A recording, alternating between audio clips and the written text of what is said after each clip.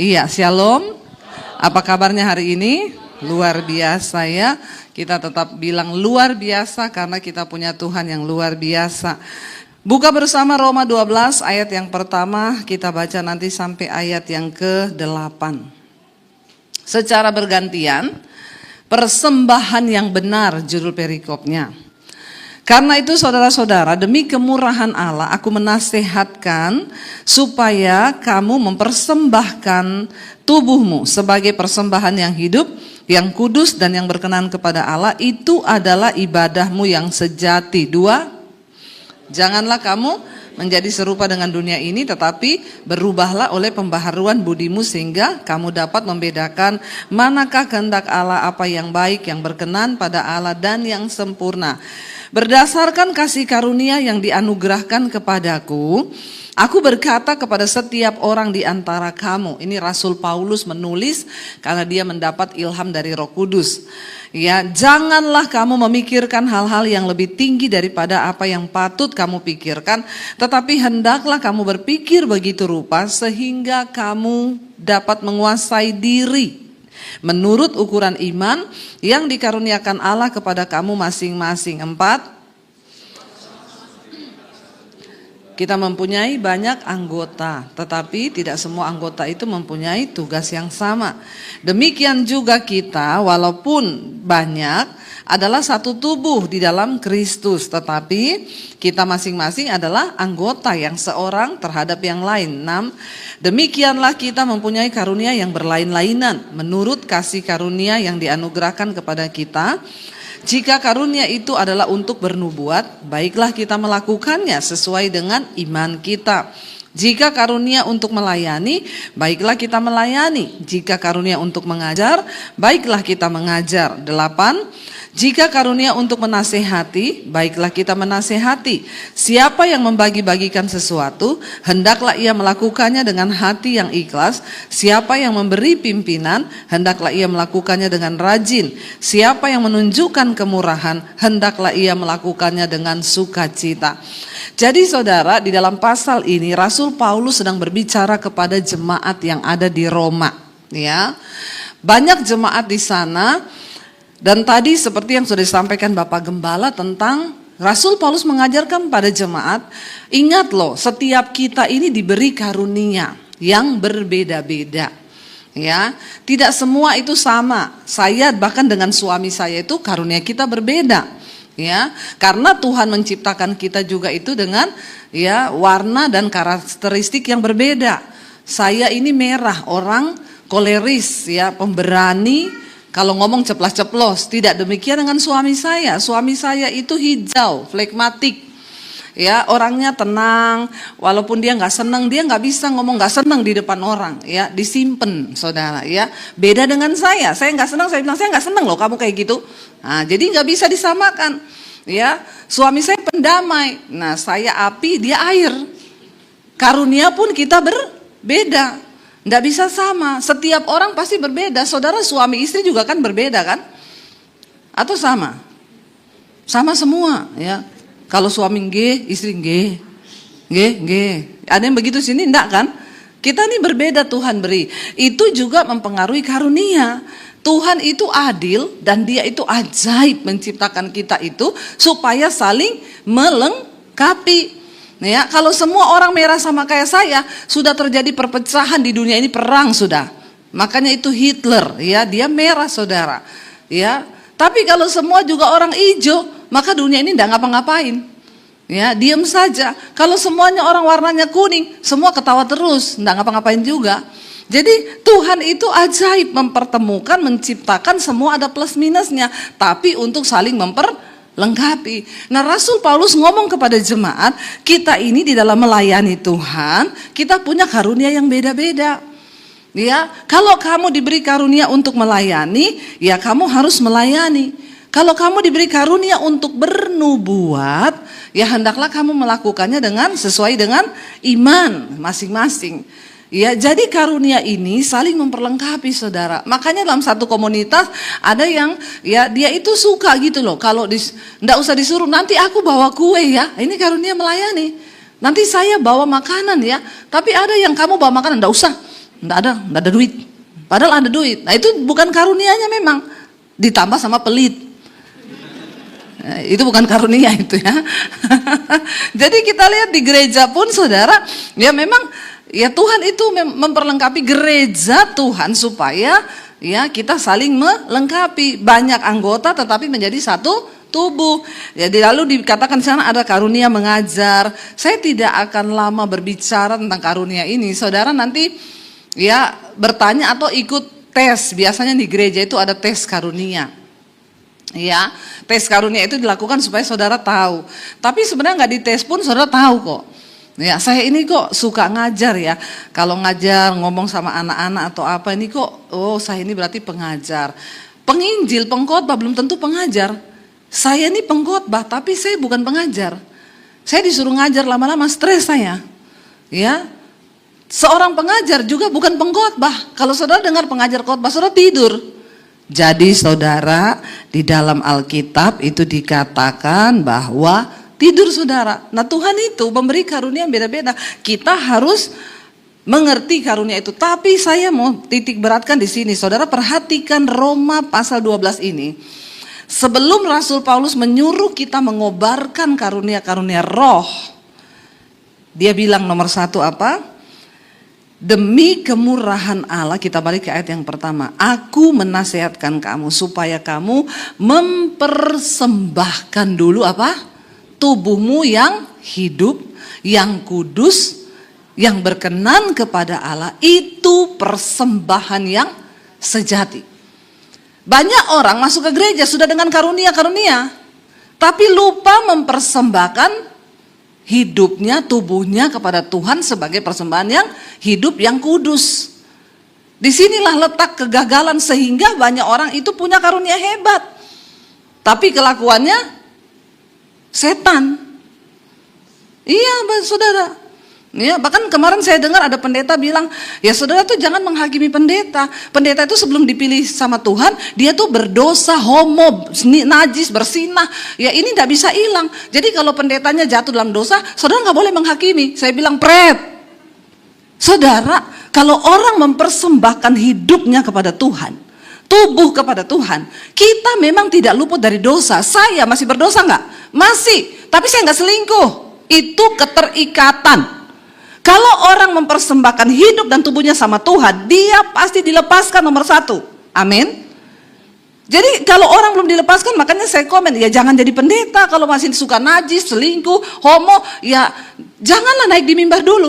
Loh, untuk menjadi pelayan Tuhan itu ada kriteria dari Tuhan loh. Ya, bukan sembarangan. Kita semua masih berdosa. Tuhan bilang kalau kamu bilang kamu gak berdosa, maka kamu menjadikan Tuhan pendusta. Saya masih berdosa nggak? Masih. Saya kadang masih marah sama orang. Tapi itu bukan keterikatan dosa, itu kejatuhan.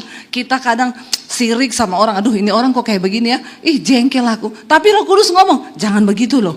Bertobat. Oh ya Tuhan, ampuni. Ini dosa yang diampuni Tuhan.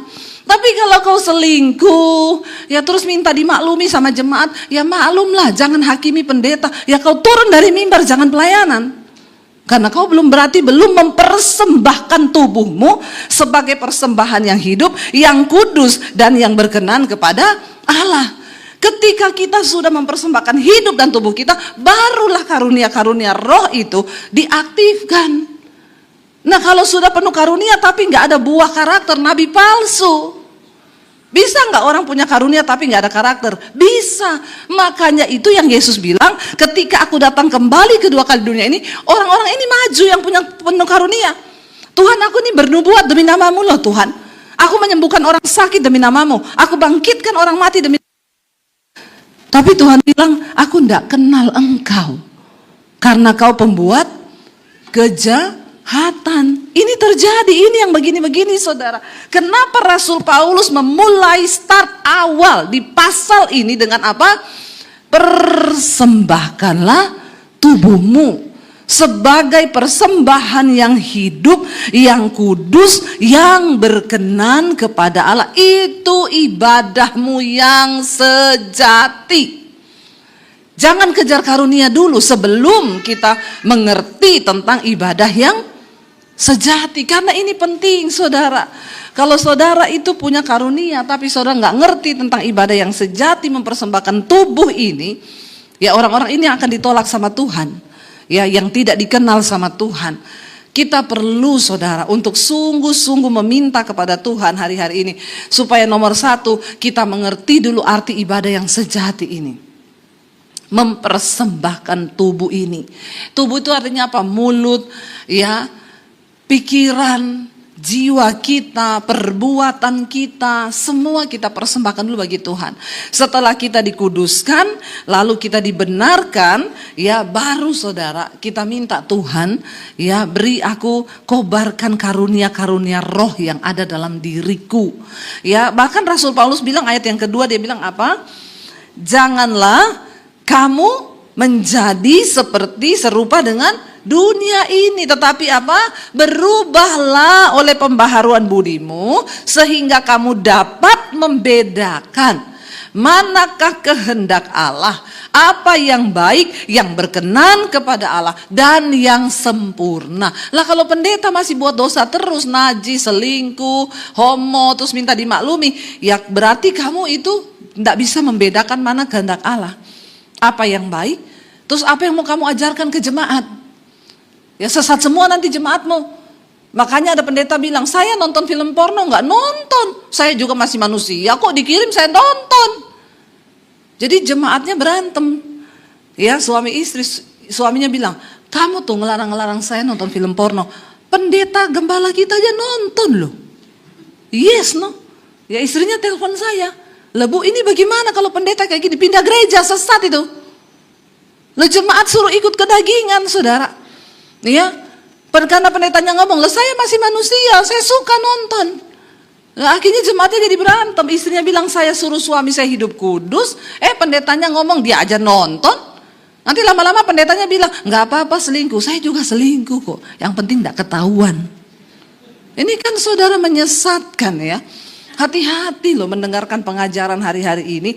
Tapi memang orang banyak menyukai pengajaran yang menyenangkan telinga. Dengan jelas Rasul Paulus ngomong kepada jemaat, nomor satu, persembahkan lu hidupmu, ya sebagai persembahan yang hidup, tubuhmu yang kudus berkenan pada Allah. Yang kedua dia bilang, jangan kamu menjadi serupa dengan dunia ini, tapi berubahlah. Ya kita ikut Yesus nggak berubah-ubah ngapain saudara? Ya ikut Yesus tujuannya itu supaya hidup kita ini berubah oleh apa? Pembaharuan budimu, perkertimu. Ya kalau ada orang ngaku Kristen, pendeta, tapi ya kelakuannya nggak berubah, otaknya itu nggak dicuci, sehingga dia masih hidup dengan kepahitan, kebencian. Nah ini saudara, ya kita nggak dikenal loh sama Tuhan. Semua kita harus berubah. Ya kita melihat bahwa penting, kenapa Rasul Paulus mengingatkan kepada jemaat, persembahkan dulu tubuhmu. Ya, baru engkau kobarkan karunia-karunia rohmu itu. Supaya apa saudara? Supaya ketika Tuhan datang kita ini tidak tertinggal. Buat apa kita punya karunia, tapi ketika buah roh itu tidak ada dalam hidup kita, ya kenapa? Buat apa saudara? Roh Kudus itu ada dalam hidup kita untuk mengingatkan kita. Saya undang para imam musik maju ke depan untuk membuat kita ini semakin, nah ketika kita hidup dalam perkenanan, tidak menjadi serupa dengan dunia ini, mempersembahkan tubuh yang hidup yang kudus, lalu ada urapan Roh Kudus bekerja, kita akan jadi orang-orang yang powerful. Kenapa saudara? Tuhan tuh ngomong begini, kenapa banyak sekali orang-orang yang bersaksi kepada saya, Bu saya bertobat waktu dengar khotbah Ibu. Kenapa? Karena saya lebih dulu bertobat sebelum saya berkhotbah. Firman yang disampaikan dengan pertobatan dan pengalaman pribadi itu berbeda saudara. Kita menaikkan pujian, kubuka hati tuk jamahanmu Tuhan, rohmu yang hidup penuhi kami. Bangkit berdiri bersama, minta sama Tuhan saudara. Rohmu yang hidup penuhiku, mengalir dalamku,